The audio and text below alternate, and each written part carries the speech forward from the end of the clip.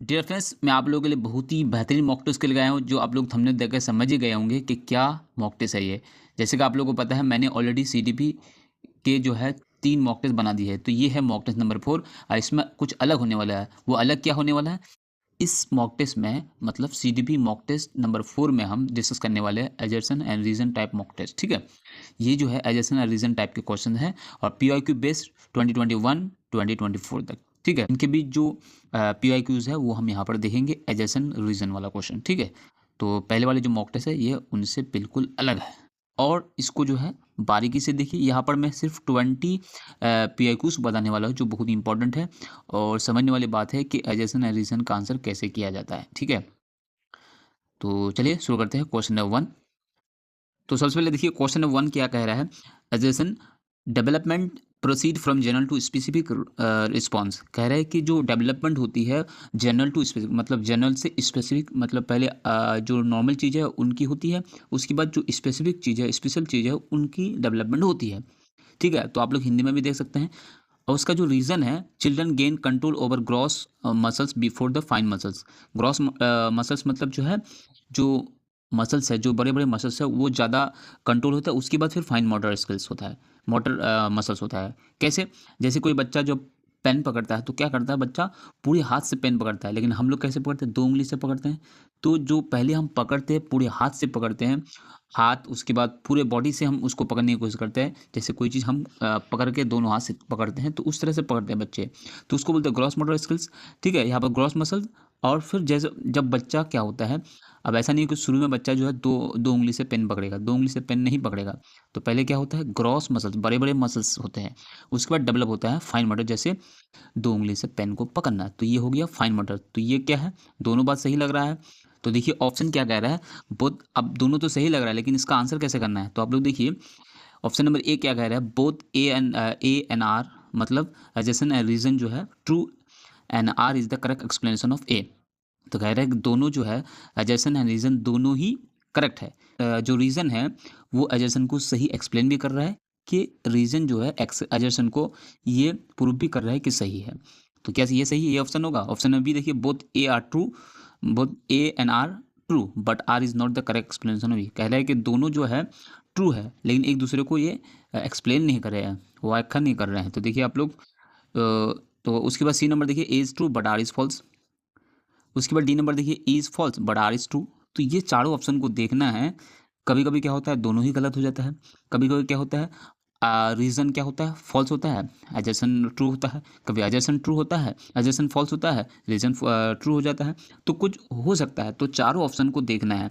तो यहाँ पर हम लोगों ने क्या देखा कि दोनों ही सही है और जो रीजन है वो एजर्सन को एक्सप्लेन भी कर रहा है। तो इसका आंसर क्या हो जाएगा? ऑप्शन नंबर ए होगा, ठीक है? समझ गए? उसके बाद आ जाते हैं क्वेश्चन नंबर 2 क्या कह रहा है? देखिए question number 2, conservation develops during the concrete operational stage. कहते हैं कंजर्वेशन जो प्रोसेस है, कंजर्वेशन मतलब आप लोग समझ पाएंगे कि कॉन्क्रीट ऑपरेशनल स्टेज में जो प्याजे ने दिया था, उसमें आप लोग कह पाएंगे जो कॉन्क्रीट कंजर्वेशन होता है। कंजर्वेशन का मतलब क्या होता है आप लोग अच्छी तरह जानते हैं। तो कंजर्वेशन क्या होता है? कंक्रीट में ही डेवलप, कंक्रीट ऑपरेशनल स्टेज में डेवलप होता है। ये बात सही है। रीजन क्या है? Children think logically about concrete objects at this stage. और स्टेज में क्या कर सकते हैं बच्चे? लॉजिकली सोच सकते हैं। क्या ये सही है? तो ये देखिए ये बात सही है। आप लोग यहाँ पर एक निमोनिक बता रहा हूँ, जो कॉन्क्रीट ऑपरेशन है, कॉन्क्रीट मतलब सी मतलब कंजर्वेशन होता है, सी कंजर्वेशन होता है, तो याद रखिए सीरिएशन भी होता है इसमें। तो कॉन्क्रीट में लॉजिक भी होता है। तो ये बात सही है और एक दोनों को, ये एक दूसरे को जो है एक्सप्लेन भी कर रहा है। तो ये इसका आंसर क्या हो जाएगा? Option number A. Option number A होगा both A and R true and R explain A, ठीक है? अब ऑप्शन देखिए आप लोग, मैं समझा दिया पहले वाले क्वेश्चन में, तो इसमें सिर्फ आंसर बताऊंगा। तो आप लोग एंड में बताइएगा 20 में से आप लोग कितना स्कोर किए। और आप लोग को आंसर कैसे करना है? सबसे पहले एजर्सन पढ़ना है, उसके बाद रीजन पढ़ना है, उसके ऑप्शंस को देख के एक मार्क करना है आपके माइंड में, उसके बाद जो मैं बताऊंगा उसके साथ मैच करना है, ठीक है? तो आप लोग एंड में बताइएगा कितने आप लोगों ने स्कोर किया, ठीक है? अब आ जाते हैं क्वेश्चन नंबर 3 क्या कह रहा है? क्वेश्चन नंबर 3 देखिए, assertion learning and development are inter related process. कहते हैं लर्निंग एंड जो डेवलपमेंट है वो इंटर रिलेटेड है, एक दूसरे से रिलेटेड है। ये तो सही लग रहा है, पॉजिटिव बात लग रहा है। रीजन देखिए, learning can promote development, learning जो है डेवलपमेंट को प्रोमोट करती है, ये बात सही है। तो लर्निंग कैन प्रोमोट डेवलपमेंट, कहता है लर्निंग जो है प्रोमोट करता है डेवलपमेंट को, क्या सही है? अगर लर्निंग होगी तो डेवलपमेंट भी होगी मेंटली ये, तो इसलिए जो है क्या होगा इसका answer, both A and R true and R explain A. उसके बाद देखिए ऑप्शन सब अलग अलग ऑप्शन देख सकते हैं, ज़्यादातर जो ऑप्शन सब होते हैं वो सेम ही होते हैं, पैटर्न सेम होता है, लेकिन उन्हीं चारों में से आंसर होता है, वो डिपेंड करता है कि कौन सा होगा, जैसे ना रीजन एक दूसरे को किस तरह से रिलेटेड करते हैं, उसी हिसाब से आंसर होता है। ठीक है, तो क्वेश्चन नंबर 3 का आंसर हो जाएगा ए नंबर, और एक दूसरे को एक्सप्लेन भी करते हैं। ठीक है, अब आइए तो क्वेश्चन नंबर 4 क्या कह रहा है। क्वेश्चन नंबर 4 देखिए, intelligence is not a single general ability, कहते हैं इंटेलिजेंस जो है एक सिंगल एबिलिटी नहीं है, मल्टीपल इंटेलिजेंस होता है। जैसे कि आप लोगों ने पढ़ा है, हार्वर्ड गार्डनर जो है, गार्डनर जो कॉन्सेप्ट दिया था 8 इंटेलिजेंस का, there are 8 type of intelligence जो बताया था उसने, तो उसने जो है इंटेलिजेंस कहता है कि सिंगल एबिलिटी नहीं है, इसमें मल्टीपल इंटेलिजेंस, तो ये बात क्या है, सही लग रहा है। उसके बाद Gardner proposed the theory of multiple intelligence, ये बात भी सही है कि गार्डनर जो होता है, गार्डनर के हिसाब से ही वो बोला गया था कि इंटेलिजेंस जो है एक सिंगल जनरल एबिलिटी नहीं है, जनरल एबिलिटी नहीं है, तो क्या है इसका मतलब, ये भी सही लग रहा है, दोनों सही है। हम लोग इंटेलिजेंस एक ही चीज़ को मानते हैं, नहीं, इंटेलिजेंस जो है मल्टीपल जनरल एबिलिटी है। जैसे कि कोई जो है बॉडीली जो है एक्टिविटी करने में ज़्यादा एक्सपर्ट होता है, कोई पढ़ाई में एक्सपर्ट होता है, कोई सिंगिंग में एक्सपर्ट होता है, ठीक है, कोई मैथमेटिक्स में एक्सपर्ट होता है, तो अलग अलग। अब ऐसा भी देखिए कि किसी को मैथ में ज़्यादा इंटरेस्ट है लेकिन बाकी सब्जेक्ट में नहीं है, तो इसका मतलब वो इंटेलिजेंट नहीं है क्या, उसकी इंटेलिजेंस अलग टाइप की है, इसकी इंटेलिजेंस अलग टाइप की है, क्योंकि कोई साइंस में ज़्यादा एक्सपर्ट होते हैं, तो इसलिए कह रहा है कि intelligence is not a single general ability. ये बात किसने कहा, गार्डनर ने कहा था, और उसी ने एक थ्योरी दिया था जिसको थ्योरी ऑफ मल्टीपल इंटेलिजेंस कहते हैं, इसने 8 तरह का इंटेलिजेंस बताया था। ठीक है, तो ये बात सही लग रहा है, तो इसका आंसर क्या होगा, ऑप्शन नंबर ए होगा, both A and R true and R explain A. ठीक है, उसके बाद आ जाते हैं क्वेश्चन नंबर 5 क्या कह रहा है, scaffolding support effective learning, कहता है जो स्केप फोल्डिंग होता है वो सपोर्ट करते हैं इफेक्टिव लर्निंग, मतलब अच्छी लर्निंग के लिए, ये क्या सही है? आप लोग बताइए कि स्केप फोल्डिंग का जो कॉन्सेप्ट है वो किसने दिया था। ठीक है, अब रीज़न क्या है, it helps learners move through the zone of proximal development, तो कह रहा है कि ये हेल्प करता है, स्केप फोल्डिंग मतलब आधा सॉल्व, मतलब थोड़ा हिंस देना, कोई चीज़ बच्चों को, मतलब कोई जो है मैथ हम समझा रहे हैं क्लास में, तो मैथ एक हम लोग एक मैं उसको समझा के दिया, उसको सॉल्व करके दिया, उसको समझ करके फिर हम क्या करते हैं, उसको एक क्लास वर्क देते हैं कि ये करो, फिर जब बच्चा कर रहे होते हैं तो उसमें कोई बीच में डिफिकल्टी आ जाती है, तो उसको हम हिंस देते हैं कि देखो यहाँ पर ऐसा होने से ऐसा करना पड़ता है, तो फिर बाद में बच्चा क्या होता है, उसको सॉल्व कर लेते हैं, इसको इसको क्या बोलते हैं, स्केप फोल्डिंग। ठीक है, ये किसने दिया था, आप लोग कमेंट में जरूर बताइएगा। तो कहता है ये हेल्प करता है लर्नर्स को जोन ऑफ प्रोक्सिमल डेवलपमेंट, इसको जेडपीडी भी कहते हैं। ये किसने दिया था, कहता है ये एरिया होता है, तो इसमें क्या होता है, बच्चे जो है जो सीख रहा होता है और जो सीख सकता है किसी की हेल्प से, तो उसको बोलते हैं जेडपीडी, मतलब जो हम सीखे हैं और एक एरिया ऐसा आता है हम माइंड में जहाँ पे हम सीख सकते हैं अपने मदद से नहीं, किसी और की हेल्प से, तो उसको जेडपीडी कहते हैं। तो ये कहता है इसको और हेल्प करने में, ये लर्नर्स को मूव करने में हेल्प करता है through zone of proximal development. ठीक है, तो ये बात क्या है, बिल्कुल सही लग रहा है, तो इसका आंसर हो जाएगा ऑप्शन नंबर ए, कि एक दोनों को एक्सप्लेन भी कर रहा है। अब आते हैं क्वेश्चन नंबर 6 क्या कह रहा है, interesting intrinsic motivation leads to deeper learning, कहता है इंटरेस्टिंग मोटिवेशन जो होता है वो लीड करता है डीपर लर्निंग, मतलब बहुत ही गहरी लर्निंग के लिए। तो कहता है अब यहाँ पर देखिए ये जो मोटिवेशन दिया है, इंटरनल मोटिवेशन, दो टाइप का मोटिवेशन होता है, आप लोग सिंपल में समझिए, internal motivation, external motivation. Internal जो अंदरूनी तौर पर आता है, हमारे सोल से आते हैं, दिल से आते हैं, अंदर से आता है, हम खुद से करना चाहते हैं कोई काम या पढ़ाई हो, तो इसको इंटरनल मोटिवेशन कहता है। अब एक्सटर्नल मोटिवेशन किसको कहेंगे, जो बाहरी तौर पर है, जैसे कोई बच्चा को बोलते हैं तुमको ये गिफ्ट दिया जाएगा, तुमको ये मोबाइल दिया जाएगा, अगर आप एग्जाम में अच्छा करोगे, अगर आप स्कूल में प्रोग्रेस रिपोर्ट में अच्छा नंबर लेके आओगे तो आपको बहुत बड़ा रिवॉर्ड दिया जाएगा। तो इसके लिए अगर बच्चा मेहनत करता है तो ये अंदर से तो नहीं आ रहा है, वो गिफ्ट के लिए किया जा रहा है, अवार्ड के लिए किया जा रहा है, वो उससे जो कुछ मिलेगा उसके लिए किया जा रहा है, तो ये हो गया एक्सटर्नल। इंटरनल जो खुद से आता है, कोई किसी से कोई गिफ्ट नहीं चाहिए, लेकिन अपने आप वो चाहता है कि हम एग्जाम में अच्छा करें, इस एग्ज़ाम को क्रैक करें, सीटेट को क्रैक करें, या किसी और हमको कुछ अच्छा मतलब उसमें कर पाए, तो ये इंटरनल हो गया। ठीक है, उसके बाद देखिए रीजन में क्या था, learners willingly engage in learning task.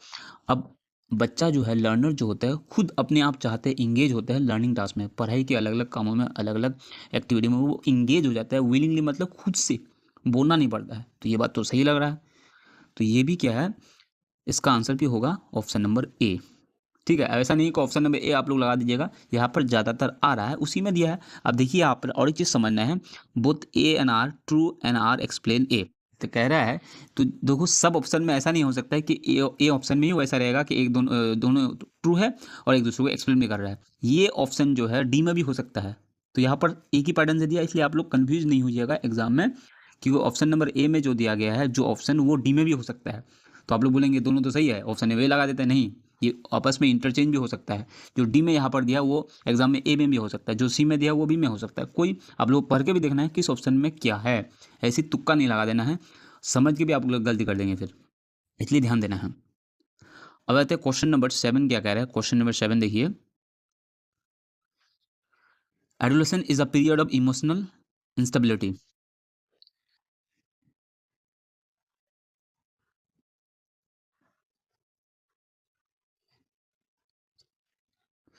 एडोलेशन is a period of emotional instability.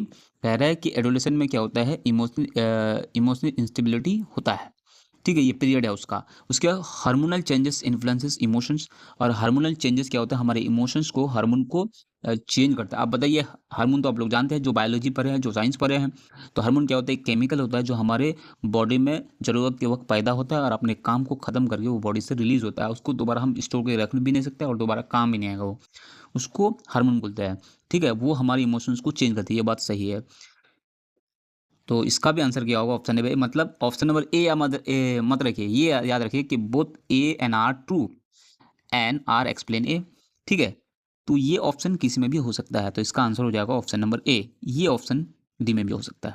Question number 8 देखिए, inclusive education promote social justice. कहता है इंक्लूसिव एजुकेशन जो है वो सोशल जस्टिस को प्रोमोट करते हैं। ये बात तो सही लग रहा है। रीज़न क्या है, it ensures participation all learners, क्योंकि इसमें इंश्योर किया जाता है कि सारे लर्नर्स को, जिसमें कोई भी कमी हो, कोई किसी में अच्छा हो, कोई किसी में थोड़ा कम अच्छा हो, हर बच्चों को इसमें पार्टिसिपेशन होता है। इसमें कोई बच्चा, मतलब किसी को लिखने में ज़्यादा दिक्कत हो, किसी में पढ़ाई में दिक्कत हो, किसी को देखने में दिक्कत हो, लेकिन उसको सारे बच्चों को इसमें शामिल किया जाता है। इसलिए क्या है, ये इंश्योर करता है कि सारे लर्नर्स शामिल हो जाए। तो इसलिए सोशल जस्टिस को प्रमोट करते हैं। तो एक दूसरे को, दोनों को यहाँ पर भी क्या करते हैं, एक्सप्लेन भी करते हैं। इसलिए इसका आंसर हो जाएगा ऑप्शन नंबर ए होगा, मतलब एक दोनों दोनों सही है और एक दूसरे को जो है एक्सप्लेन भी करता है। ठीक है, उसके बाद आते हैं क्वेश्चन नंबर 9 क्या कह रहा है, learning difficulties indicate law intelligence. अगर किसी में लर्निंग डिफिकल्टीज है तो इसका मतलब ये है कि उसमें इंटेलिजेंस कम है। ये बात गलत लग रहा है। जैसे मान लेते हैं जो बच्चा लिखने में दिक्कत है, ऐसा नहीं है कि वो बच्चा इंटेलिजेंट कम है। ठीक है, जो देखने में दिक्कत होती है किसी को लिखने में दिक्कत, किसी को पढ़ने में दिक्कत होता है, ऐसा नहीं कि वो इंटेलिजेंट नहीं है, इंटेलिजेंट है। तो उसका मतलब, अगर लिखने में दिक्कत है तो उसका फाइन मोटर स्किल्स मतलब धीरे डेवलप होगा। ठीक है, तो ये मतलब ये कभी नहीं होगा कि जिसमें लर्निंग डिफिकल्टीज है उसमें इंटेलिजेंस कम है। ठीक है, अब रीज़न देखिए, चिल्ड्रन विद लर्निंग डिफिकल्टीज में हैव एवरेज इंटेलिजेंस। कहता है जो चिल्ड्रन क्या होते हैं उसमें लर्निंग डिफिकल्टी रहता है, वो ज़्यादा इंटेलिजेंट नहीं होता, वो एवरेज इंटेलिजेंट होता है, एवरेज इंटेलिजेंट हो सकता है। क्या होगा, अब बताइए इसका आंसर क्या होगा। दोनों सही है, या पहले एजर्सन सही है या रीज़न गलत है। तो इस तरह से आप लोग को देखना है क्या आंसर होगा। तो इसका आंसर जो होगा ऑप्शन नंबर डी होगा, A is false but R is true.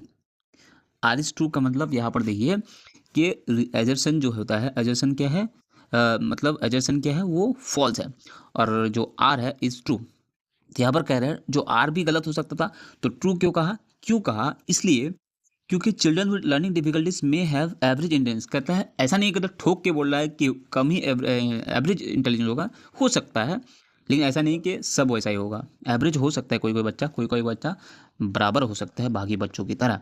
तो इसलिए यहाँ पर रीज़न ट्रू है, और A is false but R is true. देखिए समझ में आ रहा है ना किस तरह का आंसर करना पड़ेगा आप लोगों को। अब देखिए क्वेश्चन नंबर 10 क्या कह रहा है, फॉर्मेटिव असेसमेंट इम्प्रूव्स लर्निंग।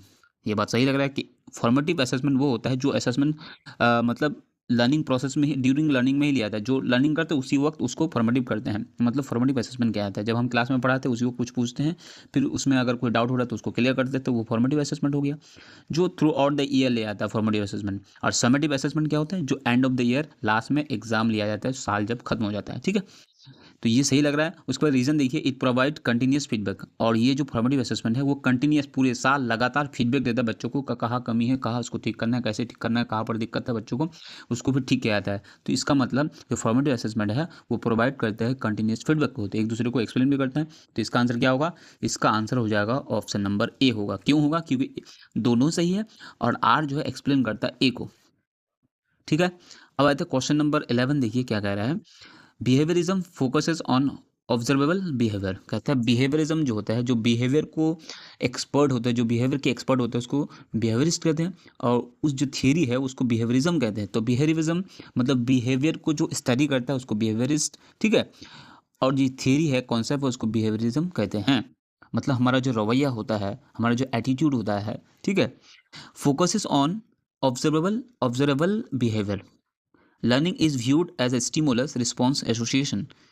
कहता है ये बिहेवियर्स क्या करते हैं, वो ऑब्जर्वेबल बिहेवियर मतलब ऑब्जर्व करते हैं, बिहेवियर को ऑब्जर्व करते हैं अलग अलग बच्चों का या फिर जानवरों का। ठीक है, तो यहाँ पर बच्चे के हिसाब से पढ़ेंगे CDP, चाइल्ड डेवलपमेंट पेडागोजी। ठीक है, अब कहते हैं लर्निंग देखा जाता है एज ए स्टिमुलस, एक स्टिमुलस के तौर पर। स्टिमुलस मतलब जैसे हमको भूख लगती है तो ये जो एहसास है इसको स्टिमुलस कहते हैं। ठीक है, दो तरह का स्टिमुलस होता है हमारे अंदर, एक अंदर से आता है जो इंटरनल स्टिमुलस, और एक होता है एक्सटर्नल स्टिमुलस। इंटरनल होता है जो अंदर से आता है, जैसे भूख प्यास हो गया, बीमारी हो गया, दर्द हुआ, ये सब क्या है, इंटरनल स्टिमुलस है। एक्सटर्नल क्या हो गया, जैसे हमको गर्मी लगी, गर्मी तो बाहर से लगती है, गर्मी हो गया, सर्दी हो गया, ग्रेविटी हो गया, इलेक्ट्रिक शॉक हो गया, ये क्या हो गया, एक्सटर्नल स्टिमुलस है। ठीक है, तो रिस्पॉन्स एसोसिएशन कहता है ये स्टिमुलस रिस्पॉन्स, स्टिमुलस के बाद हम जो करते हैं, जो रिएक्शन करते हैं उसको रिस्पॉन्स बोलते हैं। जैसे हमको बहुत ज़्यादा ठंड लगता है तो हम उसके हिसाब से कपड़े पहनते हैं, तो क्या हो गया, ये रिस्पॉन्स हो गया। जैसे हाथ में मच्छर बैठा तो हम उसको भगा देते हैं, तो ये क्या हो गया, रिस्पॉन्स हो गया। तो कह रहा है कि ये क्या ये दोनों सही है,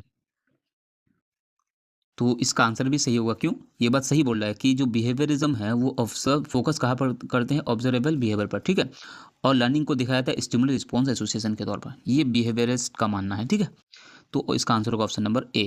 अब आता है क्वेश्चन नंबर, अब देखिए 12, देखिए क्या कह रहा है। Constructivist classroom promote active learning. जो कंस्ट्रक्टिविस्ट है, जो बच्चा खुद से कंस्ट्रक्ट करते हैं नॉलेज को, उसको कंस्ट्रक्टिविस्ट क्लासरूम कहते हैं। जिस क्लास में बच्चे एक्टिवली कुछ अपने आप सीखते हैं, कुछ करके सीखते हैं, लर्निंग बाय डूइंग। ठीक है, तो वो प्रोमोट करते हैं एक्टिव लर्निंग को, जिसमें बच्चा खुद ज़्यादा एक्टिव होंगे, टीचर कम होंगे, बच्चे ज़्यादा एक्टिव होंगे, खुद वो करके कुछ सीखेंगे। तो ये बात तो सही लग रहा है। Learners actively construct knowledge based on experience, और बेस्ड ऑन एक्सपीरियंस बच्चे कुछ जब करते हैं तो एक्सपीरियंस की बेस वो सीखते हैं। ठीक है, इसको एक्सपीरियंशियल लर्निंग कह सकते हैं हम लोग। ठीक है, बच्चा करके सीखता है। अब देखिए, ऐसे मैं एक चीज़ बता देता हूँ, कॉन्सेप्ट बता देता हूँ, जो थिंकिंग है उसके हिसाब से कह रहा हूँ कि जब हम बुक से कोई नॉलेज हासिल करते हैं, नॉलेज को सीखते हैं, तो उसको क्या बोलेंगे, उसको तो हम नॉलेज बोलेंगे। जो जानकारी हम सीखते हैं, जो इन्फॉर्मेशन सीखते हैं उसको नॉलेज बोलेंगे। जो हम कुछ करके सीखते हैं लाइफ में, बहुत मान लीजिए कोई बिजनेस किए, कोई काम किए जिसमें फेल हो गए, तो फेलियर से हम जब सीखे, अब पूरी तरह से एक्सपीरियंस वाइज सीखे, प्रैक्टिकली सीखे, तो उसको बोलेंगे विजडम बोलेंगे। तो विजडम जैसा कुछ हो रहा है बच्चों के अंदर, किससे, कंस्ट्रक्टिविस्ट क्लासरूम में। तो कहता है जो बच्चे एक्टिवली जो नॉलेज को कंस्ट्रक्ट करते हैं बेस्ड ऑन एक्सपीरियंस, एक्सपीरियंस के बेस पर करते हैं, इसलिए बच्चे ज़्यादा इसमें सीखने का चांस बढ़ जाता है। ठीक है, तो इसका आंसर क्या हो जाएगा, इसका आंसर हो जाएगा ऑप्शन नंबर ए होगा। ठीक है, अब आता है क्वेश्चन नंबर 13। देखिए, emotional development affects academic achievement. Emotionally अगर बच्चा डिस्टर्ब है तो क्या होगा, उसका जो एकेडमिक अचीवमेंट है, जो पढ़ाई में होता है, पढ़ाई में उसका क्या होगा, इफेक्ट करेगा। ये बात तो सही लग रहा है। अगर हम बच्चा को बहुत ज़्यादा डरा देंगे तो क्या इमोशनली क्या है, वो डिस्टर्ब रहेगा, इसलिए बच्चा सीख नहीं पाएगा, है कि नहीं। अगर घर में उसके पेरेंट्स झगड़ा करें आपस में, तो वो माइंड में जो है एक थॉट बैठ जाएगा कि उनकी फैमिली में बहुत बुरा चल रहा है, बहुत ही खराब चल रहा है, जिसकी वजह से उसके पढ़ाई में ध्यान नहीं रहेगा। अगर ध्यान नहीं रहेगा तो एकेडमिक अचीवमेंट खराब हो जाएगा। ठीक है, तो कहता है emotion and cognition are inter related. मतलब इमोशन जो होता है, हमारी जो खुशी होती है, गुस्सा होता है, हंसी हंसी होता है, दुख होता है, ये सब क्या है, इमोशन है। तो इमोशंस जो है, कॉग्निशन है, थिंकिंग होता है, जो कोई चीज़ सोचना होता है, डिसीजन मेकिंग होता है, वो कॉग्निशन में आता है, मतलब ब्रेन में आता है, मतलब कॉग्निटिव बोलता है उसको। ये दोनों एक दूसरे से क्या है, इंटरलिंक है। जैसे अगर मान लेते हैं कि अगर हम हमारे पेट में दर्द है, और हमको जो है खूबसूरत जगह घुमाने लेके जा रहा है कोई, अगर हम वहाँ गए भी है तो क्या होगा, वहाँ अच्छा नहीं लगेगा, इमोशनली वहाँ पर डिस्टर्ब रहेंगे, क्योंकि यहाँ पर बॉडीली कोई जो है बायोलॉजिकली हमारे बॉडी में कोई प्रॉब्लम है, जिसकी वजह से वो खूबसूरत हमारे दिखेगा ही नहीं हमको। उसी तरह से जब क्लास में पढ़ाया जाता है, बच्चा इमोशनली डिस्टर्ब रहता है, घर में कोई दिक्कत है, कोई झगड़ा है, तो बच्चा का ध्यान वहाँ पर नहीं रहेगा क्योंकि वो इमोशनली डिस्टर्ब है। तो इसलिए क्या कह रहा है, emotion development affects academic achievement, सही बात है। इमोशनली डिस्टर्ब रहने से बच्चा उसकी पढ़ाई में क्या होगा, इफेक्ट करेगा, बैड इफेक्ट डालेगा। उसके बाद देखिए, emotionally secure children so better concentration, कहता है जो इमोशनली सिक्योर होता है, बच्चा सही होता है इमोशनली, वो बेटर कंसंट्रेशन होता है, उसके ध्यान, अभी तो बताए, जिसका इमोशनली वो ठीक रहेगा, फिट रहेगा, इमोशनली स्ट्रांग रहेगा, वो कोई डिस्टर्ब नहीं रहेगा, तो उसका जो है वो दिखता है कि उसमें ध्यान ज़्यादा होगा, बेटर कंसंट्रेशन होगा। ये बात तो सही लग रहा है। तो इसका आंसर हो जाएगा ए नंबर होगा, क्योंकि दोनों बात सही है और एक दूसरे को एक्सप्लेन भी करते हैं। तो इसका मतलब पढ़ाई अगर हमारा करना है तो इमोशनली हमको क्या होना चाहिए, इमोशनली डिस्टर्ब नहीं होनी चाहिए, तभी हमारा ध्यान वहाँ बना हुआ रहेगा। घर में जग रहा है और हम पढ़ने बैठे हैं तो क्या होगा, पढ़ाई नहीं होगी। ठीक है, अब आए तो क्वेश्चन नंबर 14 क्या कह रहा है, play is essential for cognitive development, कहता है प्ले जो होता है, खेलना जो होता है, वो कॉग्निटिव डेवलपमेंट के लिए, माइंड के डेवलपमेंट के लिए, थिंकिंग के डेवलपमेंट के लिए, सोच समझने की जो डेवलपमेंट है वो क्या होगा, वो ज़रूरी है। उसके लिए प्ले जो है ज़रूरी है, खेलना ज़रूरी है। क्यों, यहाँ पर रीज़न बता रहा है, play helps children explore understand their environment. अब क्योंकि प्ले जो होता है, खेलना जो होता है, बच्चों को हेल्प करते हैं एक्सप्लोर करने का, अंडरस्टैंड करने का देयर इन्वायरमेंट, अपने इन्वायरमेंट को। तो ये बात तो सही लग रहा है, दोनों बात सही है। तो इसका आंसर होगा ऑप्शन नंबर ए होगा, क्योंकि दोनों बात सही है तो ज़्यादातर एक्सप्लेन करता है। ठीक है, उसके बाद आया था क्वेश्चन नंबर 15 क्या कह रहा है, देखिए, intelligence question remain constant through out the life, कहता है इंटेलिजेंस जो होता है, आईक्यू जिसको बोलेंगे, वो हमेशा पूरी लाइफ में जो है वो कांस्टेंट रहता है, बदलता नहीं है। ये क्या आप लोगों को सही लग रहा है ये बात, कि इंटेलिजेंस हम लोग का जो होता है, आईक्यू जो होता है, वो क्या होता है, वो हमेशा एक जैसा रहता है। जैसे हम पैदा हुए तो उस वक्त जितना था, अभी जो बड़े हो गए हैं उस वक्त भी उतना ही रहेगा। क्या ये सही बात है? देखते हैं रीज़न क्यों। Intelligence is influence by environment factor, ये बात तो सही है कि इन्वायरमेंटल फैक्टर जो होता है इंटेलिजेंस को इफेक्ट करते हैं, इन्फ्लुएंस करते हैं। क्या ये सही सही है? तो ये जो है देखिए, जो आईक्यू होते हैं, पहली ये बात है कि जो रीज़न है, जो एजर्सन है, वो क्या है, फॉल्स है। क्यों फॉल्स है? पूरे साल जो है पूरे ज़िंदगी में जो एक जैसा नहीं रहता, वो बदलता रहता है। हम बुक्स पढ़ के, अलग-अलग लोगों से देख कर के हमारे आईक्यू को बढ़ा लेते हैं, लेकिन बहुत हद तक नहीं बढ़ता है, लेकिन कुछ ना कुछ तो इफ़ेक्ट करता है, बदलता ज़रूर है। ऐसा नहीं कि बढ़ जाता है, लेकिन बदलता ज़रूर है। तो यहाँ पर बोलते हैं बदलता ही नहीं है, एक जैसा ही रह जाता है, तो ये बात तो गलत है, बिल्कुल सरासर गलत है। तो अब जो नीचे वाला, अब तो क्या है, यहाँ पर इंटेलिजेंस को इन्फ्लुएंस होता है किससे, इन्वायरमेंट फैक्टर से। इन्वायरमेंट फैक्टर से और भी फैक्टर है, यहाँ पर सिर्फ बोला है कि इन्वायरमेंटल फैक्टर से होता है, खाली माहौल के अलग अलग फैक्टर से होता है, अलग अलग चीज़ों से इन्फ्लुएंस होता है, ऐसा नहीं है, और भी चीज़ें हैं, सिर्फ इन्वायरमेंट से नहीं होता है। तो क्या होगा, तो बहुत सारी चीज़ें, तो ये बात तब भी सही है, लेकिन जो रिजर्वेशन है वो फॉल्स है। तो इसलिए इसका आंसर होगा option number D, A is false but R is true. ठीक है, अब आते हैं क्वेश्चन नंबर 16 क्या कह रहे हैं, social interaction plays a key role in learning. Social interaction जो होता है, जो बच्चा जो घुल मिलता है अपने सोसाइटी में लोगों के साथ, अपने फैमिली के साथ, ये बहुत ही की रोल इन लर्निंग में जो है बहुत ही बड़ा रोल प्ले करता है। ये बात तो सही लग रहा है, बच्चा अगर मिलता, अगर एक कोना में बैठा रहेगा, कुछ नहीं बोलेगा, तो इससे सीख नहीं पाएगा, क्योंकि बच्चा लोगों से बात करके, लोगों से देख के, एक्सपीरियंस करके, या मतलब उनसे प्रैक्टिकली, सोशली उससे मिल के बहुत कुछ सीखते हैं बच्चा। ठीक है, दूसरे बच्चे से सीखता है। अगर मतलब कोई बच्चा क्लास में ज़्यादा अच्छा है और कोई बच्चा किसी चीज़ में कमज़ोर है, तो वो अगर उन बच्चे से मिलजुल कर रहेंगे, उनसे सीखेंगे तो क्या होगा, उनकी उस कमी भी वहाँ जो है पूरी हो सकती है। तो इसलिए मिलना जुलना बहुत ज़रूरी है, बच्चे की लर्निंग में बहुत ही ज़्यादा इफेक्ट करते हैं। रीज़न देखिए, Vygotsky emphasize learning through social context, क्योंकि वाइगोस्की ने बोला है कि लर्निंग को ज़्यादा एम्फसाइज किया है कि सोशल कॉन्टेक्स्ट से, सोशल एग्जाम्पल देकर अगर हम बच्चों को पढ़ाए, तो कॉन्टेक्स्ट दे करके, तो क्या होगा, एग्जाम्पल दे के पढ़ाए, रियल लाइफ एग्जाम्पल दे के पढ़ाए सोसाइटी से, तो क्या होगा, वो बच्चे ज़्यादा सीख पाएगा। तो ये दोनों बात सही लग रहा है।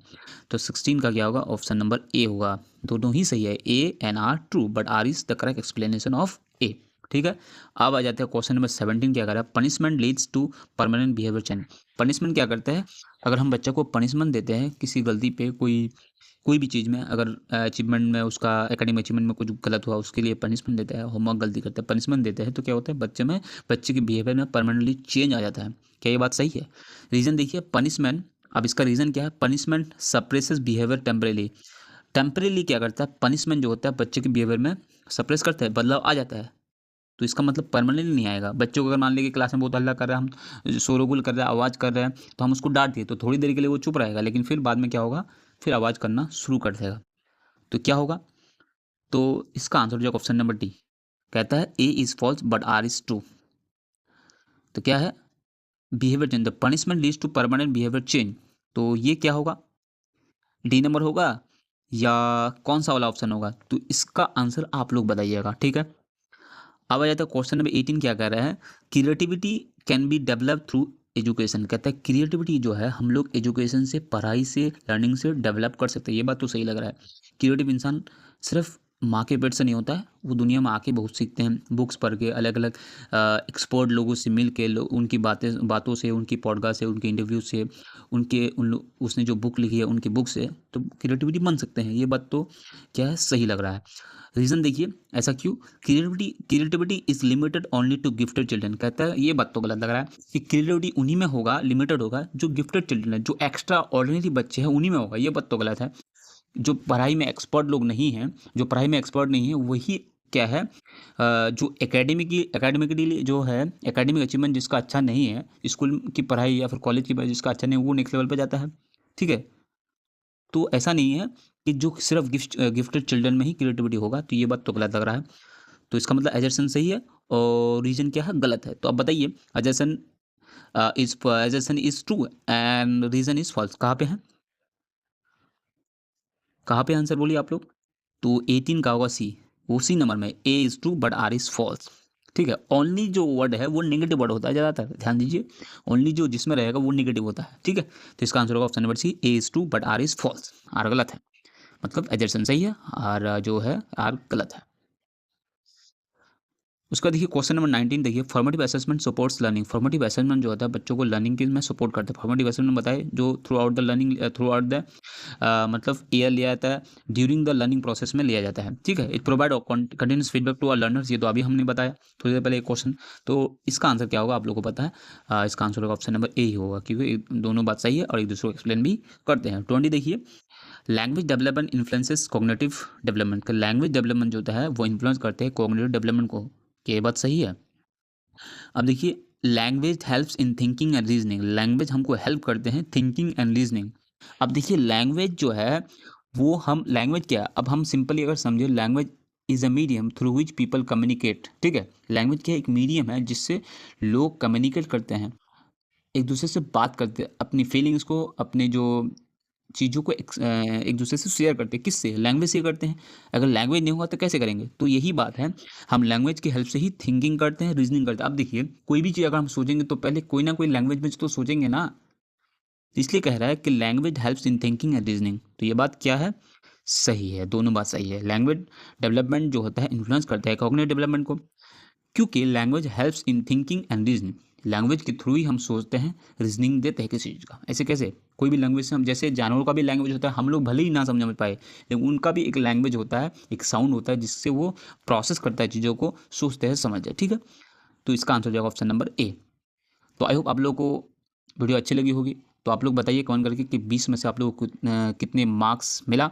तो अगर और भी एजर्सन रीज़न वाला वीडियो चाहिए तो कमेंट में जरूर बताइएगा। मिलते हैं बहुत जल्द नेक्स्ट वीडियो में।